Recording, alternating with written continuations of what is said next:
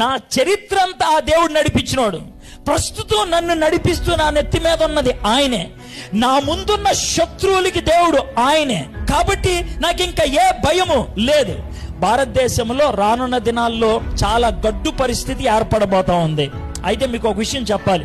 ప్రపంచం అంతట్లో క్రైస్తవుల్ని హింసించి క్రైస్తవుల్ని బాధ పెట్టేటువంటి వాడిని గమనించడానికని ఒక విభాగం ఉంది.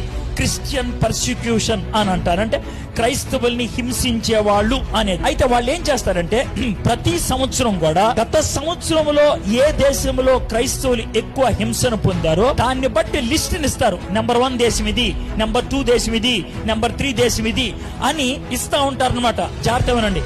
అతి ఎక్కువగా హింసించేటువంటి దేశాలు మీకు విషయం తెలుసా? ప్రపంచంలో ఉన్న 257 దేశాల్లో ఇప్పుడు భారతదేశం క్రైస్తవుల్ని హింసించే స్థాయిలో ఏ స్థాయికి వచ్చిందో తెలుసా? 10వ స్థాయికి.